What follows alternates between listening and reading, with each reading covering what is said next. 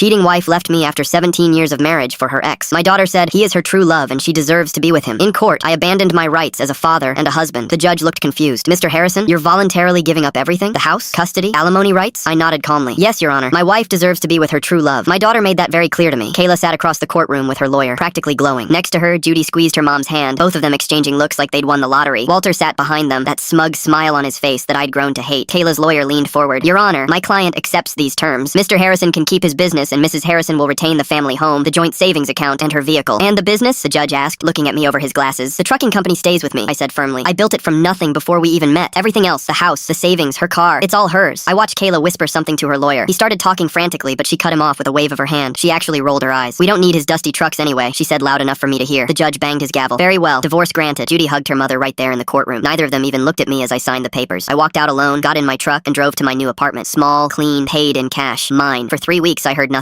I worked, I ate, I slept. My phone stayed quiet. Then one Tuesday afternoon, it rang. Unknown number. Dad? Judy's voice was different, shaky, small. Dad, please. Moms, we need help. I leaned back in my chair. What happened? Walter left, she said, and I could hear her crying now. Dad, he only wanted Mom because he thought you were rich. When he found out the business was yours and Mom only got the house, he said he made a mistake. He left yesterday. Just packed his stuff and left. I said nothing. And Dad, the house, Mom can't afford the mortgage. Your name's off everything and she doesn't make enough. The bank called today. We're going into foreclosure. That's unfortunate, I said flatly. I had to drop out of college, Judy continued, her words tumbling out faster. That private school you were paying for, Mom can't cover it. She drained the savings trying to keep up with Walter's lifestyle. Expensive dinners, trips, a new wardrobe for him. It's all gone. Interesting. Dad, please. Her voice cracked. Can we come stay with you? Just until Mom gets back on her feet? I looked around my one-bedroom apartment, my second-hand couch, my small TV, the used coffee maker I'd bought at a thrift store. Stay with me? I repeated slowly. Yes, we could share the space. I'll sleep on the couch. Mom can take the bedroom and you can... Let me stop you right there, Judy. My voice was calm, measured. Do you remember what you told me the day your mother left? Silence. You said she deserved to be with her true love, that I was just an arrangement, a stopgap. You said Walter and your mother were meant to be together like a fairy tale. Dad, I didn't mean... You told me I should be happy to give her everything she deserved. I stood up, walking to my window. So I did exactly that. I gave her the house, the savings, the car, her freedom, everything she deserved. But we need help. And I told you that day that you'd also get what you deserve. I paused. Congratulations, princess. You got it. Dad, please, we're going to be homeless. Your mom has a college degree. She can get a job. You can apply for student loans like everyone else. You both wanted independence from me so badly. Well, now you have it. This isn't fair. I laughed, short and sharp. Fair? You knew about Walter for 6 months. Your grandmother knew. Your grandfather knew. Everyone knew except me. You all watched me work 60-hour weeks to pay for your private school, your car, your spring break trips, and not one of you said a word. I'm your daughter, and you made it very clear whose side you were on. My voice hardened. You stood in my house and told me your mother deserved better, that Walter was her fairy tale ending. So I stepped aside. I let her have it all. I gave you both exactly what you wanted. We were wrong, Dad. We were so wrong. Yes, you were. I walked back to my chair and sat down. But that's not my problem anymore. Where are we supposed to go? I don't know, Judy. Maybe Walter's place? Oh wait, he's gone. Maybe Grandma Kelly's house? The one who helped hide this from me? She was fully sobbing now. Please, Dad, I'm begging you. You made your choice, I said quietly. Now live with it. Dad, I hung up. Then I blocked the number. My phone buzzed twice more. Kayla's number, then a number I assumed was her mother's. I blocked them both. I poured myself a beer, sat on my cheap couch, and turned on the TV.